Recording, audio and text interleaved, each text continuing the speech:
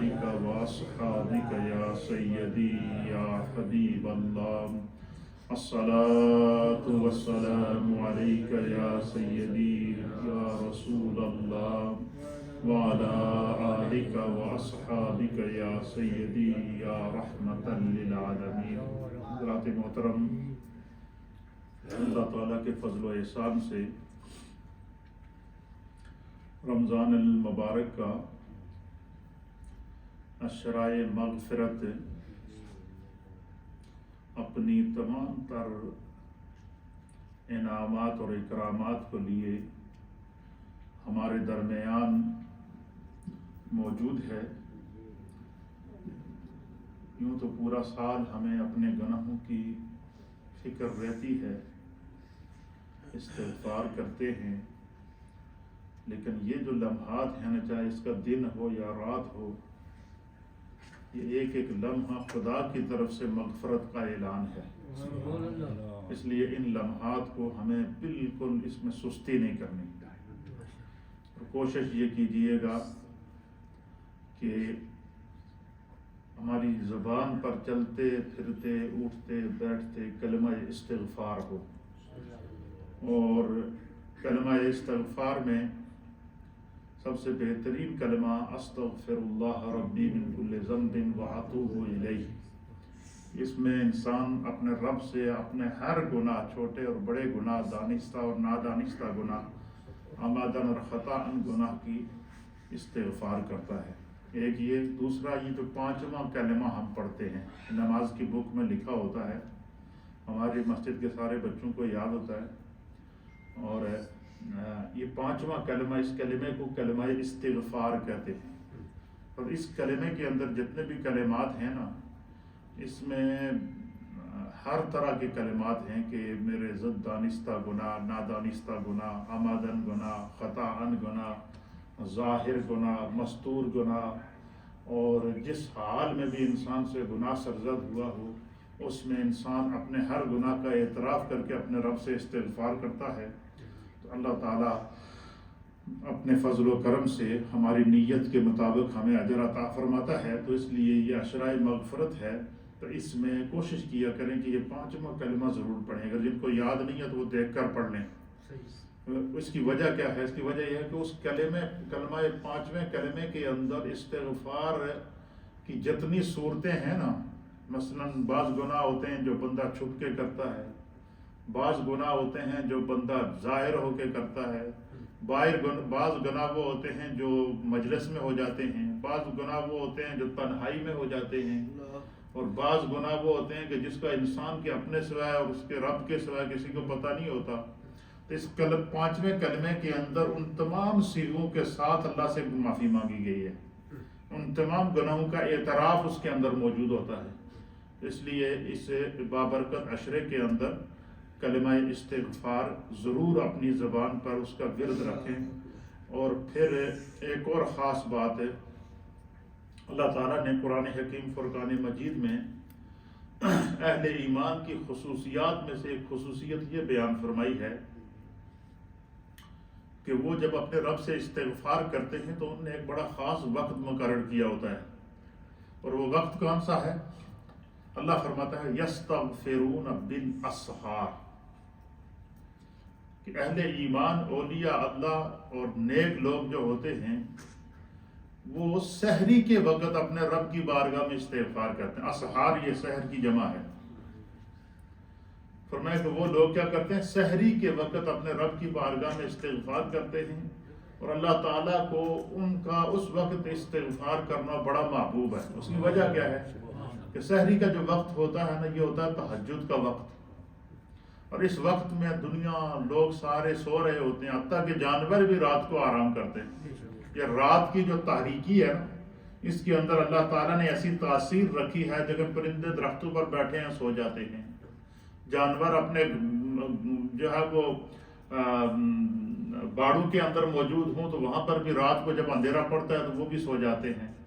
اسی طریقے سے جو ہے وہ انسان پورا دن دوڑ بھاگ کرتا رہتا ہے، لیکن رات آتی ہے تو اس کا دل کرتا ہے یار یہ تھوڑا سا بستر سے لگ سیدھا کر ہی لئے، تو بندہ بستر پہ جاتا ہے تو بالکل اس پر غلبہ نیند آ جاتا ہے، نہیں آتا ہے، اور جس وقت سو کر بندہ اٹھتا ہے تو بالکل ایک وہ فریش ہوتا ہے، ذہن فریش ہوتا ہے، فکر فریش ہوتی ہے، جسم تندرست ہوتا ہے.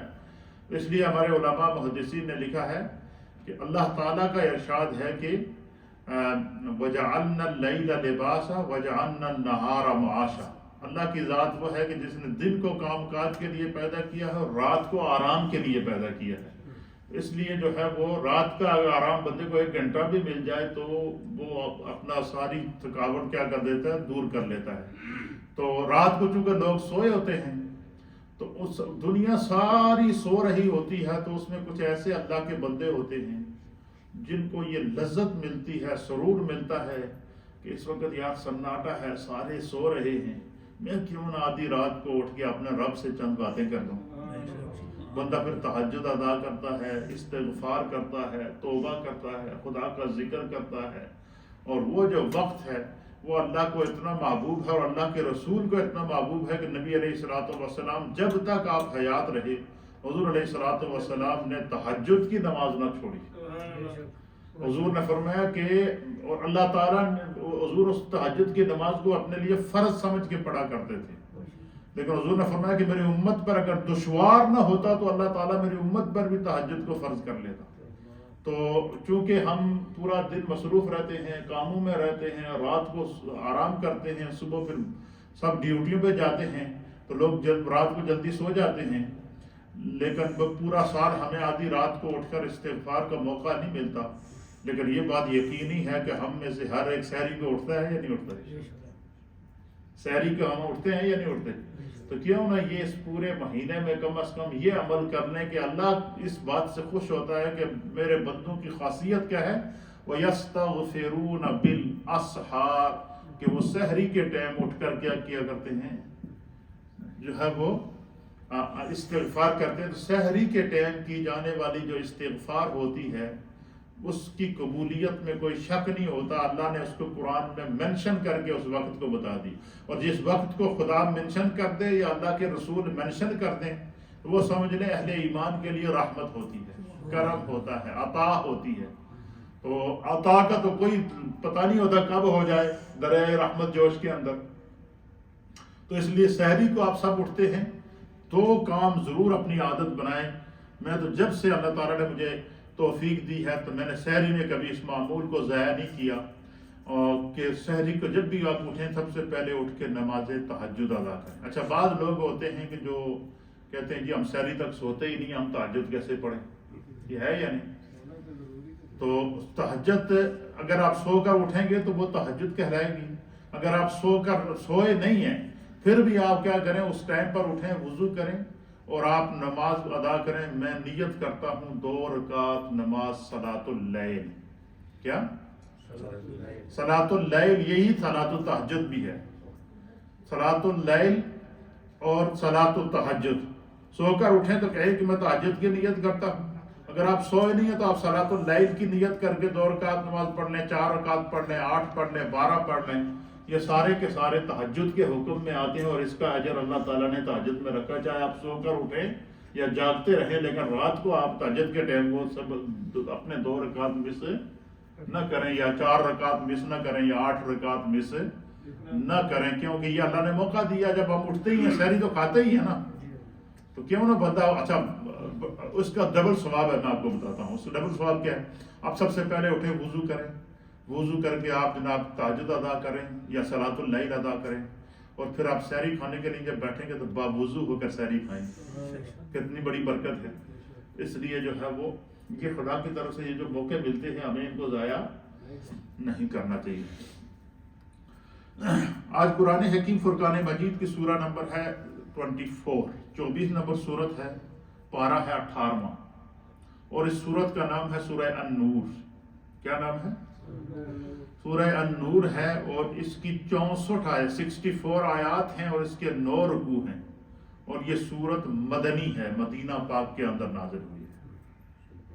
اور اس سورت کے اندر بڑی خاص بات اہل ایمان کے لیے کیا ہے کہ جب منافقین نے عبداللہ ابن ابی اور اس کی پوری منافقین کی جو جماعت تھی، انہوں نے ام المؤمنین سیدہ طیبہ طاہرہ عائشہ صدیقہ بنت صدیق اکبر و زوج النبی صلی اللہ تعالی علیہ وآلہ وسلم پر تہمت لگائی.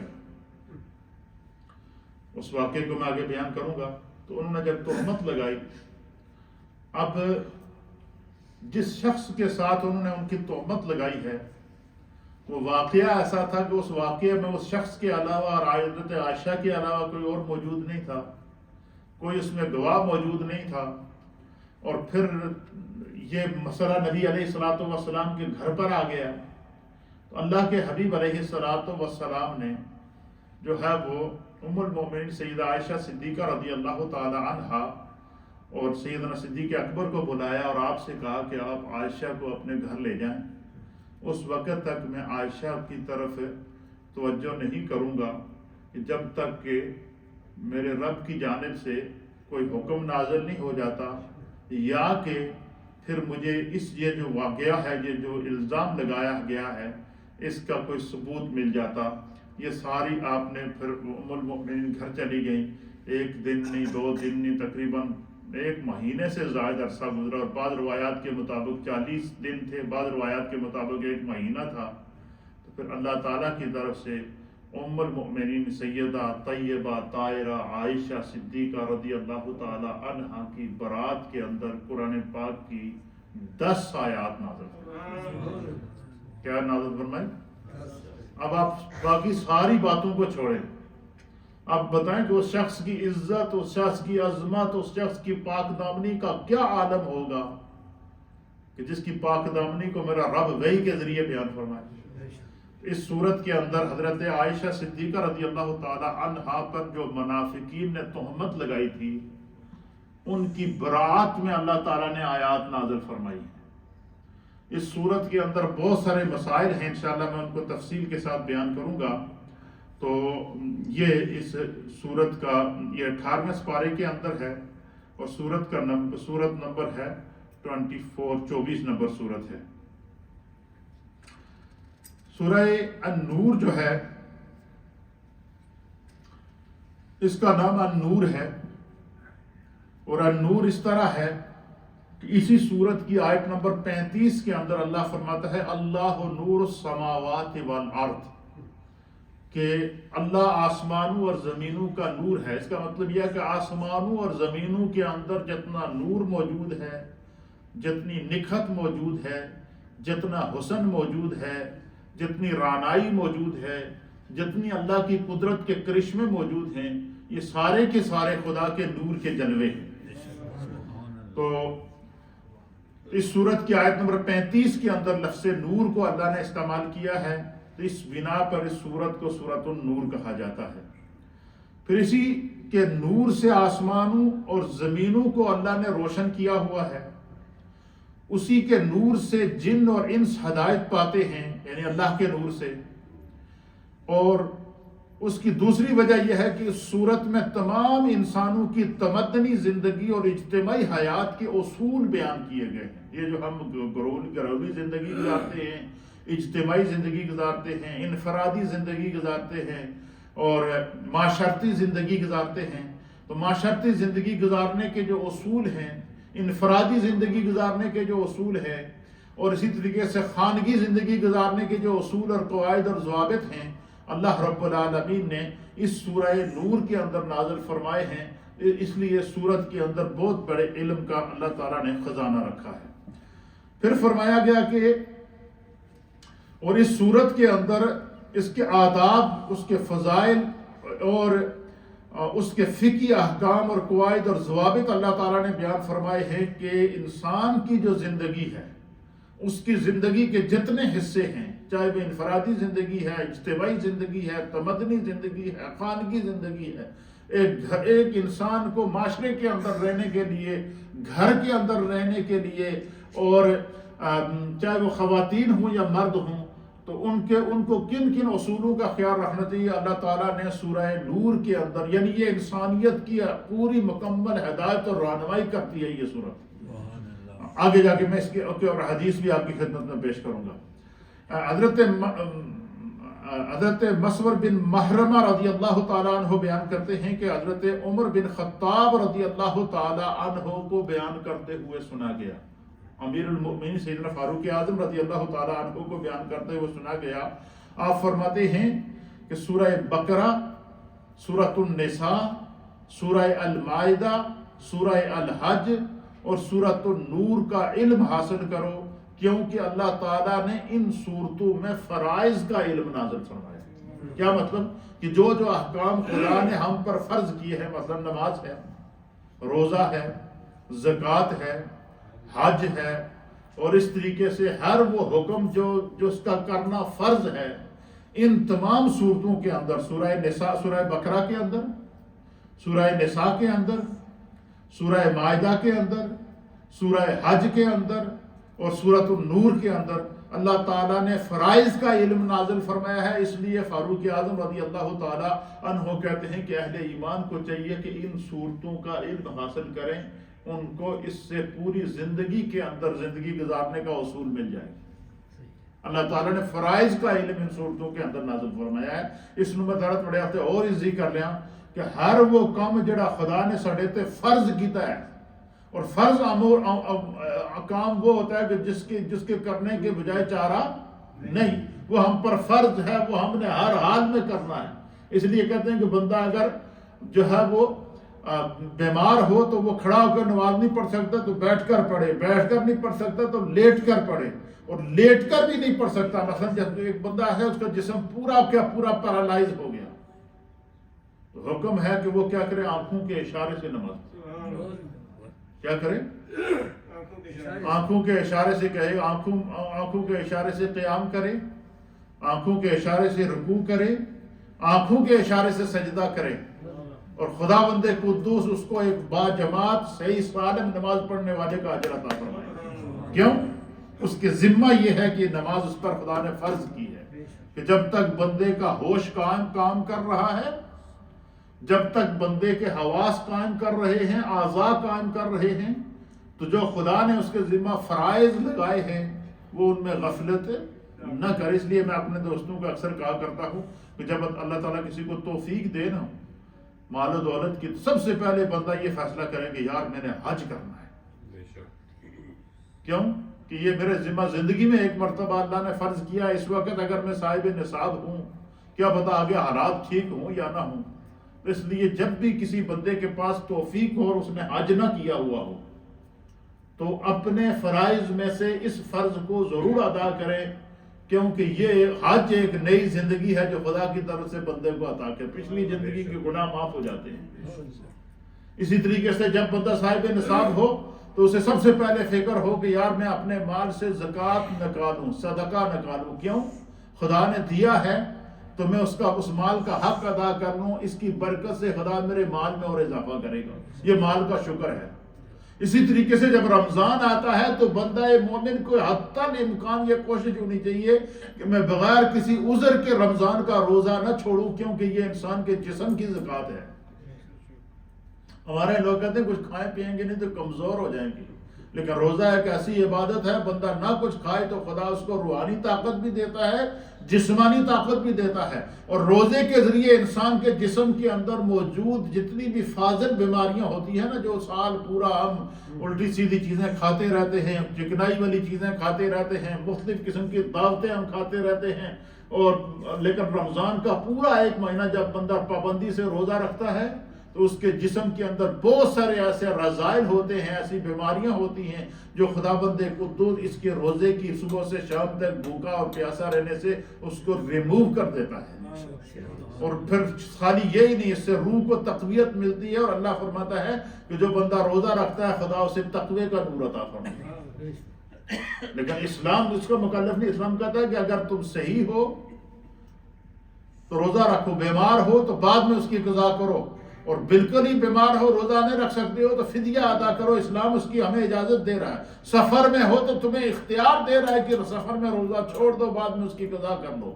لیکن اچھا یہ ساری رخصتیں موجود ہیں، لیکن اس کے باوجود فرمایا کہ اگر کسی نے ایک روزہ جان بوجھ کر چھوڑ دیا، کہ بیمار بھی نہیں تھا، سفر میں بھی نہیں تھا، کوئی پریشانی بھی نہیں تھی، صرف نفس کی شرارت نے اس کو ابھارا، شیطان نے اس کو ابھارا، اور اس نے کہا جی چھوڑو جی بعد ہی تکاں گے، فرمایا ایک روزہ اگر اس نے جان بوجھ کے چھوڑ دیا 2 مہینے لگاتار بھی اگر روزہ رکھے گا بغیر وقفے کے اس ایک روزے کے اجر کو نہیں پا سکتا۔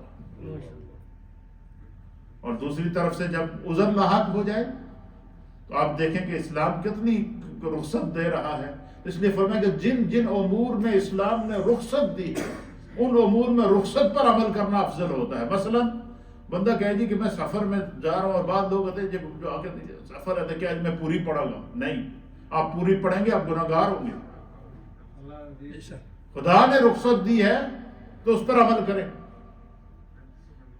اس لیے جو ہے نا، اس لیے اللہ نے فرمایا لا یکلف اللہ نفسا الا وسعها، اللہ تعالیٰ کسی بھی جان کو اس کی وسعت سے زیادہ تکلیف دیتا ہی نہیں ہے۔ وہ اللہ تعالیٰ بندے کی آزمائش اتنی لاندہ ہے جتنی وہ برداشت کر سکے۔ اس لیے سورہ بقرہ کی آخری کلمات کے اندر اللہ نے دعا سکھائی ہے کہ اللہ کی بارگاہ میں جب دعا کرو تو کیا کرو، ربنا ولا تحمل علینا اسرا کما حملتہ، اے اللہ ہم پر کوئی ایسا بوجھ نہ ڈالنا جس کو اٹھانے کی ہم میں طاقت نہ ہو۔ ربنا ولا تحملنا ما لا طاقت لنا، فرمایا کہ اب اللہ سے دعا کرو کہ اللہ مجھ پر کوئی ایسا بوجھ نہ ڈالنا جس کے اٹھانے کی مجھ میں طاقت نہ ہو۔ اور اس سے پہلی آیت میں اس کے شروع میں فرمایا دیا لا یکلف اللہ نفسا الا وسعها، اللہ تعالیٰ کسی جان کو اس سے زیادہ تکلیف دینا ہی نہیں ہے۔ اس لیے فرمایا کہ ہر حال میں انسان کو خدا کی آزمائش کے اوپر، اللہ کے انعام کے اوپر، اللہ کی نعمتوں کے اوپر، آزمائش ہو یا نعمت ہو یا انعام ہو یا عطا ہو، ہر حال میں خدا کا شکر اور صبر کرنا چاہیے۔ اس لیے میرے نبی نے فرمایا کہ اللہ تعالیٰ حضور نے فرمایا کہ مجھے مومن کی قسمت پر رشک آتا ہے، اللہ نے اس کو ہر حال میں خیر ہی خیر دی ہے۔ فرمایا اس سے اگر کوئی چیز چلی جائے تو صبر کرتا ہے، صبر میں بھی اللہ نے خیر رکھی ہے، اور اگر اسے کوئی چیز مل جائے، نعمت مل جائے تو وہ اس پر شکر کرتا ہے، خدا نے شکر میں بھی خیر رکھی ہے۔ یہ اس کا کرم ہے، اس کا فضل ہے۔ تو سورہ نور کے اندر اللہ نے فرائض کا علم نازل فرمایا، اور پھر اسی طریقے سے حضرت ابو عبیدہ رضی اللہ تعالیٰ عنہ فضائل قرآن میں حضرت حارث بن مضرب رضی اللہ تعالیٰ عنہ سے روایت کرتے ہیں کہ حضرت فاروق اعظم رضی اللہ تعالیٰ عنہ نے ہماری طرف یہ لکھ کر بھیجا، آپ نے فرمایا کہ سورۃ النساء، سورہ احزاب اور سورہ نور کا علم حاصل کیا کرو، کیونکہ اس میں خدا نے زندگی گزارنے کے اصول، فرائض، واجبات اور جو روزمرہ کی ہماری زندگی ہے اس کی اصلاح اور اس کے لیے صراط مستقیم موجود ہے۔ اس لیے ان صورتوں کا پڑھنا اور ان کا سمجھنا ضروری اور لازمی ہے۔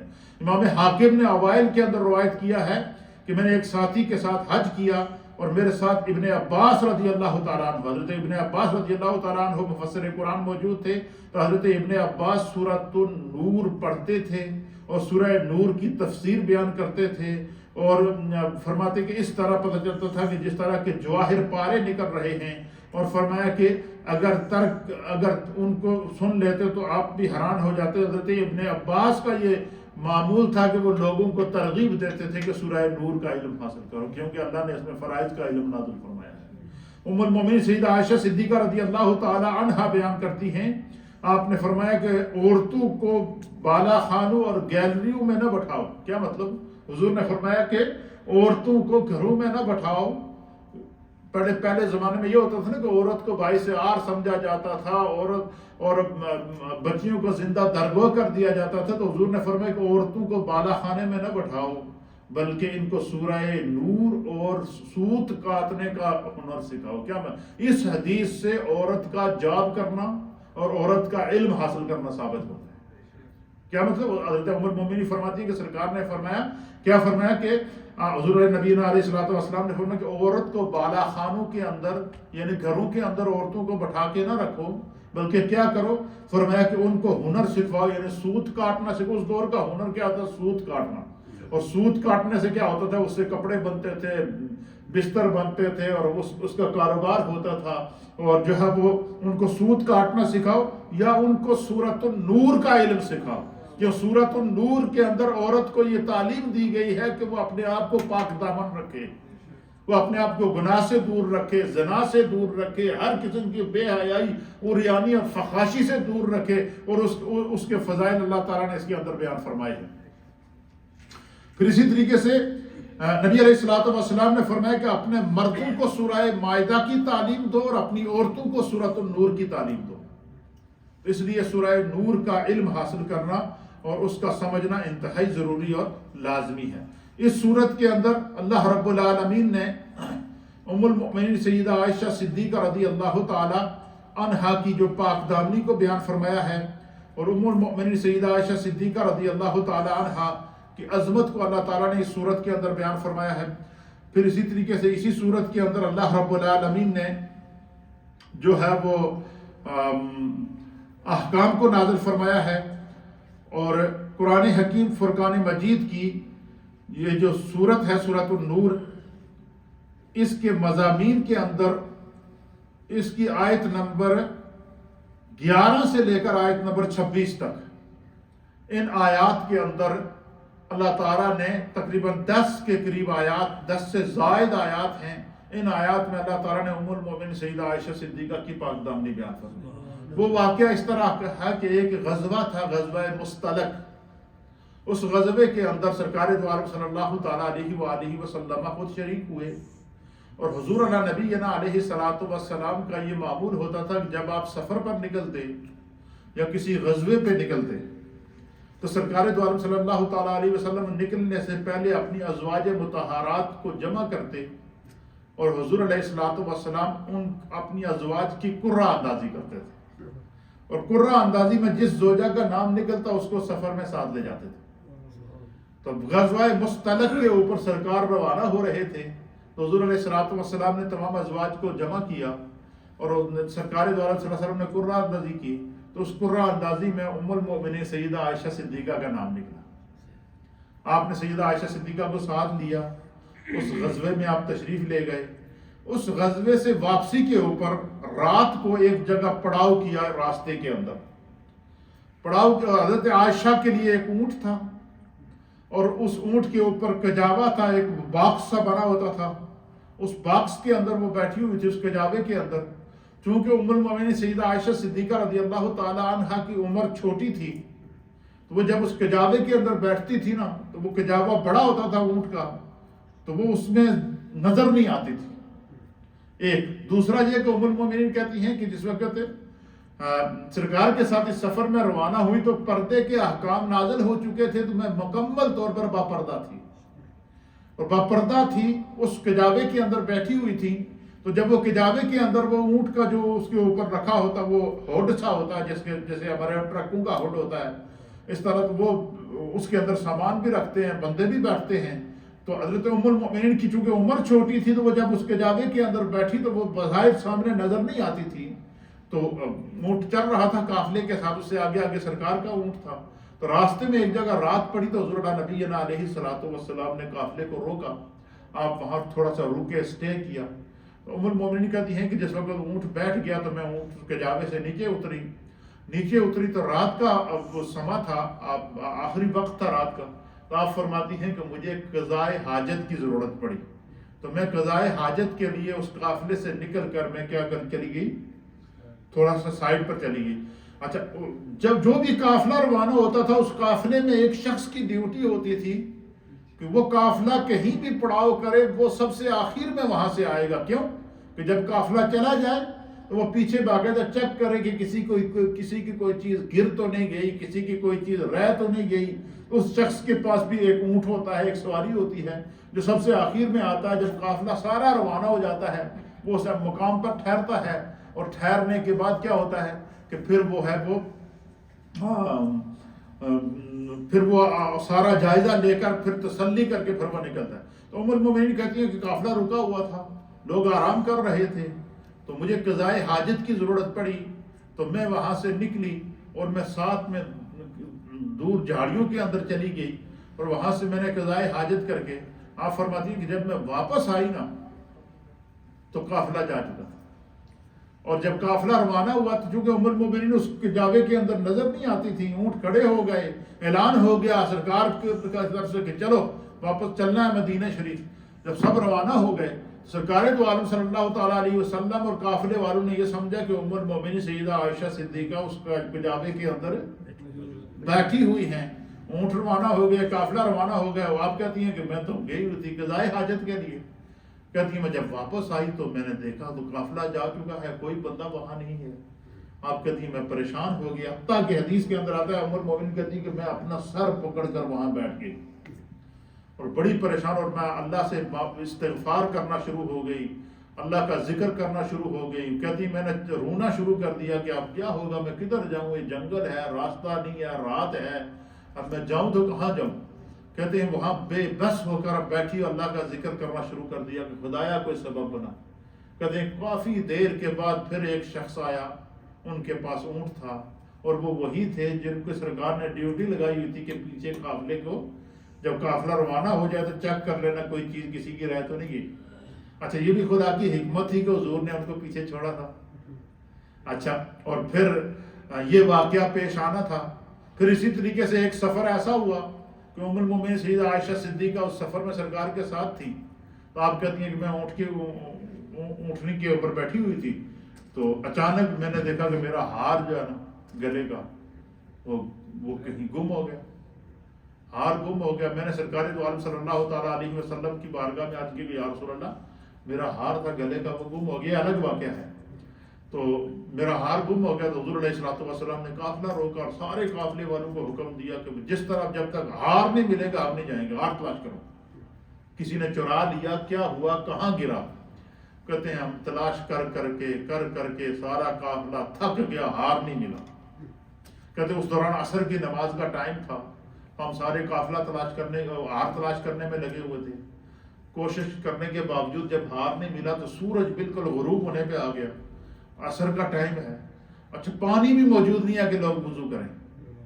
تو صحابہ نے عرض کیا یا رسول اللہ ہار تو نہیں ملا لیکن سورج غروب ہو رہا ہے، عصر کا نماز ٹائم جا رہا ہے اور یہاں پانی بھی نہیں ہے کہ وضو کریں. تو کہتے ہیں کہ بس یہ پریشانی لاحق ہوئی کہ بھائی عصر بھی پڑھنی ہے، وضو بھی کرنا ہے، بغیر وضو کے تو نماز نہیں ہوگی، کیا کریں. ابھی یہ ایسی سوچ میں تھے تو جبریل علیہ السلام تیمم کی آیات لے کر نازل ہوئے. اچھا وہ ہار کا گم ہونا اس میں حکمت کیا تھی؟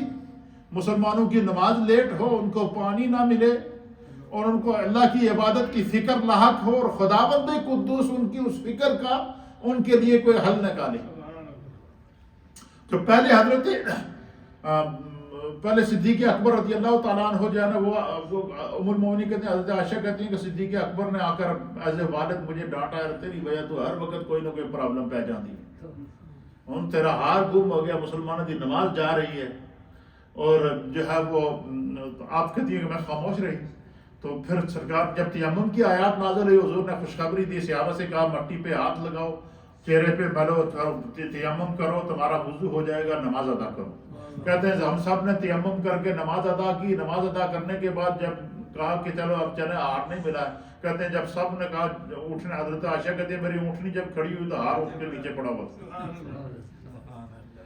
تو اللہ تعالیٰ نے تیمم کی آیات نازل کرنی تھی تو حضرت عائشہ کا ہار گم ہوا. اب اللہ ادھر حضرت عائشہ پیچھے رہ گئی، اس میں خدا کی حکمت تھی. اب آپ دیکھیں اللہ کی حکمت کیا تھی، آگے آپ دیکھیں گے آپ کا ایمان تازہ ہو جائے گا. حکمت کیا تھی کہ وہ قافلہ چلا گیا، آپ پیچھے رہ گئی. پیچھے شخص آیا جس کو سرکار نے ڈیوٹی لگائی ہوئی تھی، انہوں نے آ کر دیکھا تو وہ پریشان ہو گئے. انہوں نے کہا جی آپ ام المومنین عائشہ ہیں؟ انہوں نے کہا جی میں عائشہ ہوں لیکن میں تو قضائے حاجت کے لیے گئی ہوئی تھی، قافلہ چلا گیا، اب میں کیا کروں. انہوں نے کہا جی آپ کو فکر کرنے کی ضرورت نہیں ہے، حضور نے میری ڈیوٹی لگائی ہے، آپ ایسا کریں آپ میری اونٹنی پر بیٹھیں. انہوں نے ام المومنین کو اونٹنی پر بٹھایا، خود اونٹنی کی نکیل پکڑی اور وہاں سے پیدل سفر شروع کر دیا. کرتے کرتے کرتے کرتے کرتے جب مدینہ طیبہ میں پہنچے، آگے قافلہ پہنچ چکا تھا. اور جب مدینہ طیبہ میں پہنچے تو وہاں پر رئیس المنافقین عبداللہ ابن ابی، مدینہ میں منافقین کا سردار تھا، اس کو بہانہ مل گیا. اس نے کہا کہ یہ موقع اچھا ہے رسول اللہ کی فیملی کو بدنام کرنے کا. اس نے کیا کیا، اس نے مدینے کے اندر افواہ پھیلائی، گھر گھر جا کر افواہ پھیلائی، لوگوں کے اندر افواہ پھیلائی. اس نے کہا جی کہ جو نبی علیہ السلام کی بیوی ہے نعوذ باللہ حضرت عائشہ جو ہے، یہ فلاں شخص جو ان کو لے کر آیا یہ اس کے ساتھ ملی ہوئی تھی، یہ کجاوے سے غائب ہو گئی. تو انہوں نے رات ادھر ان کے ساتھ گزاری ہے، انہوں نے تہمت لگائی حضرت عائشہ پہ، اور اسی طریقے سے جب وہ واپس آئے تو انہوں نے آ کر سرکار کو واقعہ سنایا کہ بھائی اس طرح عائشہ پیچھے رہ گئی تھی، تو میں جب سامان چیک کرنے کے لیے پیچھے آیا تو میں ان کو اپنے کجاوے پہ بٹھا کے لے کر آ گیا۔ اب چونکہ عبداللہ ابن ابی نے اس بات کو، جھوٹ کو اتنا پھیلا لیا تھا، اسی وجہ سے اس کو رئیس المنافقین کہا گیا۔ فرمایا جو منافق ہوتا ہے یہ کافر سے بھی زیادہ بدتر ہوتا ہے۔ کیوں؟ کہ کافر کا کفر ظاہر ہوتا ہے، منافق کا نفاق ظاہر نہیں ہوتا، وہ اندر سے جو ہے وہ دوسروں کو نقصان پہنچانے کی طرف پہ ہوتا ہے۔ تو پھر کیا ہوا؟ تو فرمایا کہ اب جب عبداللہ ابن ابی نے الزام لگا دیا ام المؤمنین پر، سرکار تو عالم صلی اللہ تعالیٰ علیہ وسلم پریشان ہو گئے۔ اب حضور اللہ نبی علیہ الصلوۃ والسلام کے پاس جب کوئی معاملہ آتا تھا، کوئی کیس آتا تھا، تو سرکار اس کا فیصلہ کرتے ہوئے کہتے تھے گواہ پیش کرو۔ اب اس معاملے میں گواہ بھی کوئی نہیں ہے، صرف ایک وہ شخص ہے جو ان کو لے کر آیا ام المؤمنین کو، اور ایک خود ام المؤمنین ہے، اور دونوں پر الزام لگا دیا۔ اب منافقین نے کیا کر دیا؟ اور پھر ام المؤمنین کا تعلق بھی حرم رسول سے تھا۔ اب جب ام المؤمنین کے اوپر یہ الزام لگا تو سرکار تو عالم صلی اللہ تعالیٰ علیہ وآلہ وسلم، اب وہ سارے مدینے کے منافقین جتنے تھے وہ سارے انتظار میں تھے کہ اب دیکھیں نا رسول اللہ کے گھر پہ بات آئی، اب دیکھتے ہیں وہ کیا کرتے ہیں۔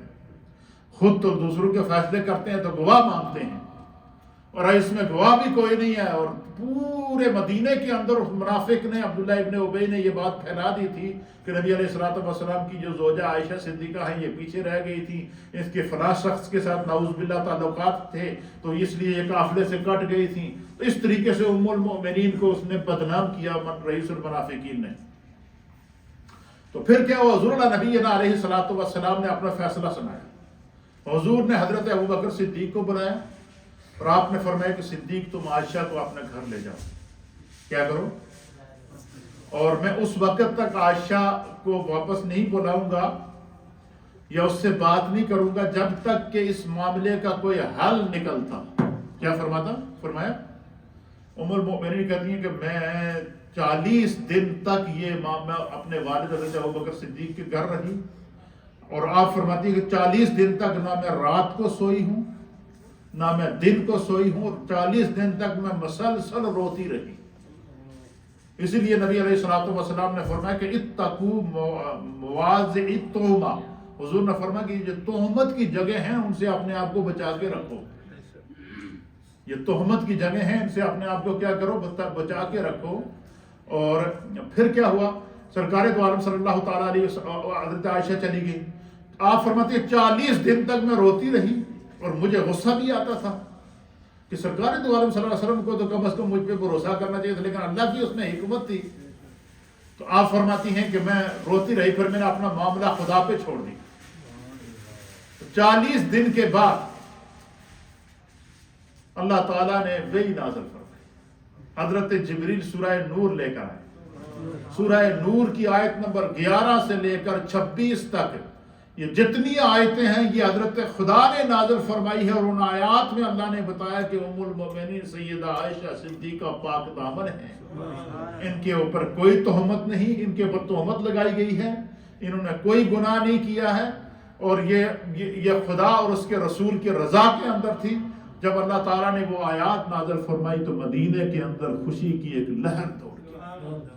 اب یہ واقعہ ہے آپ کی پاک دامنی کا۔ اب آپ سنیے جو ایمان افروز بات ہے، امام فخر الدین رازی رحمۃ اللہ علیہ نے لکھا ہے کہ تاریخ کے اندر اور کتب سیرت کے اندر اور حدیث کے اندر اور قرآن کے اندر اور مختلف روایات کے اندر 4 شخصیتیں ایسی ہیں کہ جن پر کوئی نہ کوئی تہمت لگی تو اللہ تعالیٰ نے ان کی براعت کا انتظام کیا، پھر آپ نے ان 4 کو بیان فرمایا۔ آپ فرماتے کہ ایک حضرت یوسف علیہ السلام تھے، اللہ کے نبی، جس کا واقعہ اللہ نے سورہ یوسف کے اندر بیان فرمایا، آخری بات ہے، جس کا واقعہ اللہ نے سورہ یوسف کے اندر بیان فرمایا کہ جب زلیخا نے حضرت یوسف علیہ السلام کو 7 کوٹھڑیوں کے اندر شاہی محل کے اندر بند کیا اور آپ کو اپنے قریب کرنے کی کوشش کی، آپ سے ناجائز تعلقات قائم کرنے کی کوشش کی، اور آپ وہاں سے بھاگ کے نکلے، تو جس وقت آپ بھاگ نکلے تو آگے وہ شاہ مصر کھڑا تھا، تو زلیخا نے کہا جی کہ یوسف نے میری عزت لوٹنے کی کوشش کی، تو اب اندر کوئی گواہ تو موجود نہیں تھا، تو حضرت یوسف نے کہا جی کہ ایسی بات نہیں ہے. تو وہاں اس بادشاہ کی وہ جو ملکہ تھی زلیخا، اس کی ایک کنیز تھی، تو اس کے پاس ایک بچہ تھا، تقریباً 40 دن کا بچہ اس نے اٹھایا ہوا تھا. تو حضرت یوسف نے کہا جی میں بے گناہ ہوں. تو بادشاہ نے کہا جی کہ تم کیسے کہہ سکتے ہو میں بے گناہ ہوں، اور زلیخا نے تم پہ بات کہا ہے کہ اور میں نے تمہیں خود گھر سے باہر نکلتے ہوئے دیکھا ہے.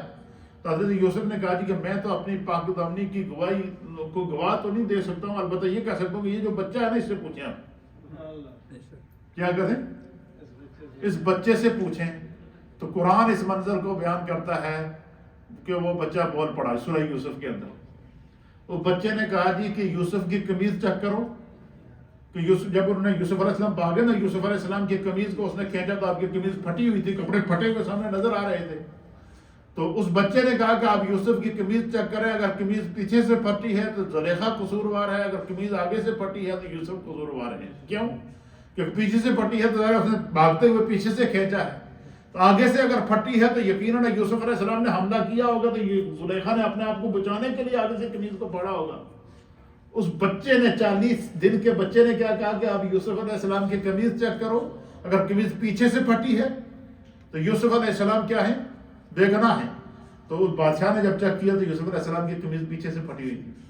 تو اللہ تعالیٰ نے اس بچے کے ذریعے یوسف علیہ السلام کی پاک دامنی کو کیا کیا؟ بیان کیا.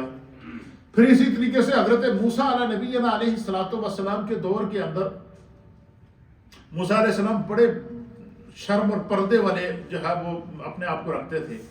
موسیٰ علیہ السلام جب بھی غسل کرتے تھے نا تو آپ پردے میں غسل کیا کرتے تھے. کیا کرتے تھے؟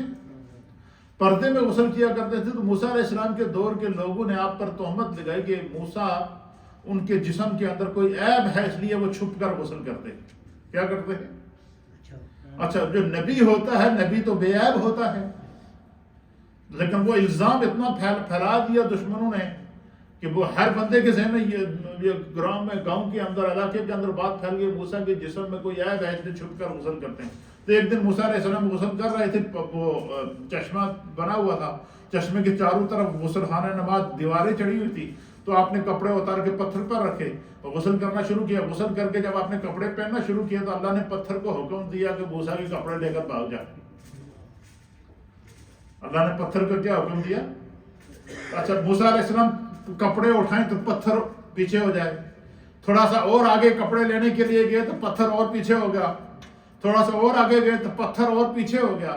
اس پتھر کے پیچھے کپڑے لینے کے لیے موسیٰ علیہ السلام اس جگہ سے باہر آئے تو آگے سارے وہ کھڑے تھے جو جن نے آپ پہ الزام لگایا. انہوں نے دیکھا کہ موسیٰ علیہ السلام کا جسم بالکل صحیح اور سالم ہے. تو وہاں سے اللہ تعالیٰ نے آپ کو ان کے شک و شبے کو اس پتھر کے ذریعے دور فرمایا. پھر اسی طریقے سے چوتھے شخص، اس کو بھی قرآن بیان فرماتا ہے سورہ مریم کے اندر کہ حضرت مریم کو جب اللہ تعالیٰ نے عیسیٰ علیہ السلام عطا فرمائے، عیسیٰ علیہ السلام جب عطا فرمائے تو 40 دن کے بعد جب آپ عیسیٰ علیہ السلام کو لے کر آئیں تو تمام جو ہے وہ سارے وہاں جمع ہو گئے اور انہوں نے کہا یہ بچہ تو کہاں سے لے کر آئی ہے، تو نے تو شادی ہی نہیں کی ہے. تو آپ نے جو ہے وہ فرمایا کہ یہ اسی بچے سے پوچھ لو. قرآن اس منظر کو بیان فرماتا ہے کہ حضرت عیسیٰ علیہ السلام کی عمر 40 دن تھی اور اپنی ماں کی گود میں تھے. آپ بول اٹھے انی عبداللہ، میں خدا کا بندہ ہوں، آتانی الکتاب، اس نے مجھے کتاب عطا فرمائی ہے، وجعلنی نبیا، اس نے مجھے نبی بنا کر بھیجا ہے اور میں بغیر باپ کے پیدا ہوا، میں اللہ کی روح. تو 40 دن کے عیسیٰ علیہ السلام نے حضرت مریم کی گواہی دی. اور ام المومنین سیدہ عائشہ صدیقہ رضی اللہ تعالی عنہا پر جب منافقین نے تہمت لگائی تو اللہ تعالیٰ نے آپ کی برات کے اندر قرآن کریم کی کتنی آیات نازل کی؟ 10 سے زائد آیات نازل فرمائی. ام المومنین سیدہ، حدیث کے اندر آتا ہے کہ ام المومنین سیدہ عائشہ فخر کے ساتھ بیان کرتی تھی جب ساری ازواج مطہرات جمع ہوتی یا عورتیں جمع ہوتی تو آپ فخر سے بیان کیا کرتے تھی. آپ فرمایا کرتی تھی کہ جب یوسف علیہ السلام پر تہمت لگی تو اللہ نے بچے کے ذریعے ان کی برات کو پیش کیا، اور جب موسیٰ علیہ السلام پر تہمت لگی تو اللہ نے پتھر کے ذریعے ان کی برات کو ظاہر کیا، اور جب حضرت حضرت عیسیٰ علیہ السلام، حضرت مریم پر تہمت لگی تو اللہ نے عیسیٰ علیہ السلام کے ذریعے ان کی برات کو ظاہر کیا، اور آپ فرماتے ہیں مجھے اس بات پر فخر ہے کہ جب منافقین نے مجھ پر تہمت لگائی تو میری برات کو خود میرے رب نے بیان فرمایا۔ آپ فرماتی ہیں کہ مجھے اس چیز پر اتنا فخر ہے کہ کسی کی اللہ نے کسی کی تہمت کو کسی کے ذریعے دور کیا، کسی بچے کے ذریعے دور کیا، پتھر کے ذریعے دور کیا، لیکن مجھ پر لگائی جانے والی تہمت کو میرے رب نے وحی کے ذریعے خود بیان فرمایا ہے، حتیٰ کہ یہاں تک، اب آپ باقی ساری باتوں کو چھوڑ دیجئے، صرف اس بات کا آپ اندازہ لگائیں کہ ام المؤمنین سیدہ عائشہ صدیقہ رضی اللہ تعالی عنہا کی پاک دامنی کو اللہ تعالیٰ نے اور آپ پر نازل کی جانے والی برات کو اللہ تعالیٰ نے تلاوت قرآن بنا کر نازل کر دیا۔ قیامت تک مومنین اہل ایمان ام المؤمنین کی پاک دامنی کی تلاوت کرتے رہے، باقی چھوڑیے ساری باتوں کو۔ آپ حضرت عائشہ صدیقہ کے مرتبے کا، آپ کے مقام کا، آپ کے کردار کا، آپ کی گفتار کا، آپ کی عظمتوں کا اور آپ کی رفعتوں کا اندازہ لگائیں تو قیامت تک کے لیے سیدہ عائشہ صدیقہ کی پاک دامنی کو اللہ نے مومنین کے لیے تلاوت قرآن بنا دیا۔ ہم جب بھی عائشہ صدیقہ کی عظمت کو بیان کریں گے، ان کے کردار کو بیان کریں گے تو سورہ نور کی تلاوت کریں گے، ان کے افکار کو بیان کریں گے تو سورہ نور کی تلاوت کریں گے، ان کی عظمت کو بیان کریں گے تو سورہ نور کی تلاوت کریں گے، ان کی پاک دامنی کو بیان کریں گے تو سورہ نور کی تلاوت کریں گے۔ تو آپ کائنات کی وہ پہلی خاتون ہیں کہ جن کی پاک دامنی کو، جن کے کردار کو، جن کی عظمت کو، جن کی رفاقت کو اور جن کی محبت کو میرے رب کریم نے تلاوت قرآن اور وحی کی صورت میں نازل فرمایا۔ تو ام المومنین کیا کہا کرتی تھی کہ مجھے اس بات پر فخر ہے کہ اللہ نے میری پاک دامنی کو تلاوت قرآن بنا دیا ہے، اللہ نے میری پاک دامنی کو خود بیان فرمایا ہے۔ تو اس ساری صورت کا خلاصہ آپ عظمت یوں سمجھ لیجئے، آپ فرماتی ہے کہ یوسف علیہ السلام کی پاک دامنی کو اللہ نے ایک بچے کے ذریعے بیان فرمایا، موسیٰ علیہ السلام کی پاک دامنی کو اللہ نے ایک پتھر کے ذریعے بیان فرمایا، اور اسی طریقے سے حضرت مریم کی پاک دامنی کو اللہ نے عیسیٰ علیہ السلام کے ذریعے دور کیا، اور میری پاک دامنی کو میرے رب نے خود وحی کے ذریعے قرآن نازل کر کے دور فرمایا، اور قیامت تک کے لیے ام المؤمنین سیدہ عائشہ صدیقہ کی پاک دامنی اہل ایمان کے لیے تلاوت قرآن بن گئی ہے۔ قرآن کی جس کی پاک دامنی قرآن کی تلاوت ہو جائے، جس کا کردار قرآن کی تلاوت بن جائے، جس کی عظمت قرآن کی تلاوت بن جائے، جس کی فضیلت قرآن کی تلاوت بن جائے، اس کی عظمتوں کا کون اندازہ لگا سکتا ہے؟ اللہ تعالی ہم سب کو ام المؤمنین کے مرتبے اور مقام اور عظمت کو سمجھنے کی توفیق عطا فرمائے۔ اللہ آپ سب کا